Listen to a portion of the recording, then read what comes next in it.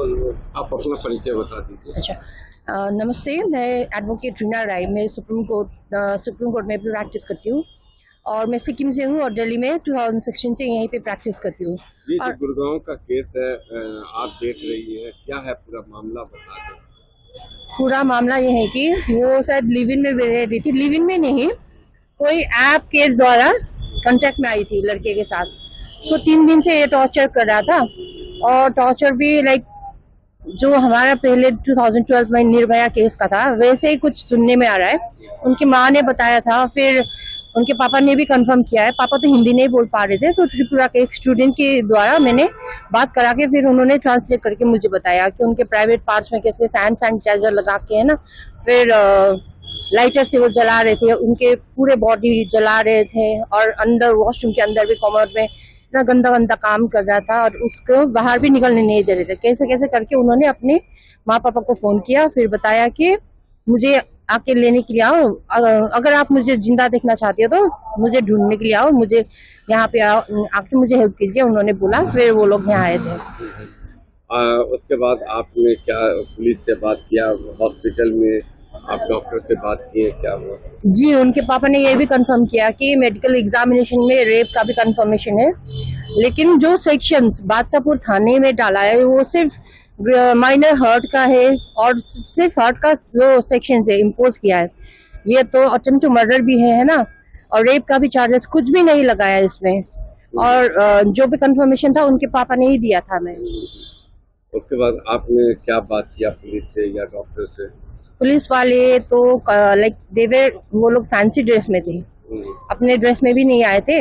दो जेंट्स थे, एक लेडी कांस्टेबल थी वहां पे, अंदर जाने भी नहीं दे रहे थे। विक्टिम की माँ को अंदर ही ले जाके, जैसे मैं गई थी, मैंने फोन में बात किया था तो उनकी माँ ने बताया था, विक्टिम की माँ ने बताया था, जी मैम आप जल्दी आइए, हमें आपका हेल्प चाहिए। तो जैसे मैं गई, थोड़ा लेट हो गया था जाम की वजह से, तो उनको आईसीयू के अंदर ही रख दिया, फिर बाहर भी आने नहीं दिया और फोन भी उन्होंने स्विच ऑफ कर लिया था।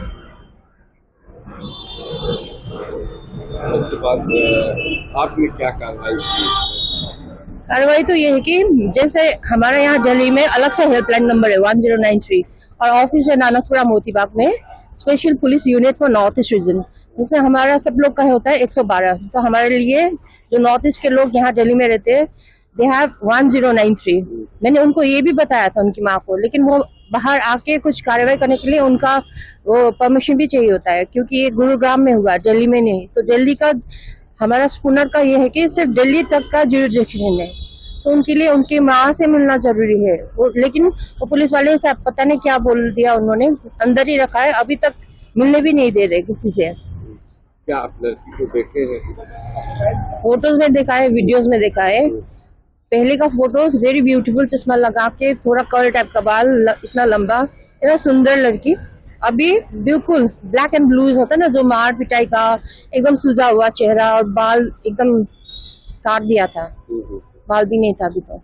अब आप आगे क्या करेंगे?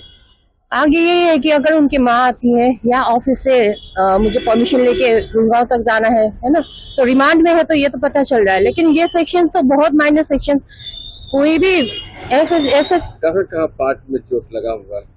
प्राइवेट पार्ट में उन्होंने जलाया है और अंदर भी कुछ घुसाया है, ऐसे सुनने में आया है, उनके पापा बोल रहे थे। तो निर्भया कांड का सेम हुआ है, उनके पापा ने खुद बोला है निर्भया कांड का भी, ठीक है।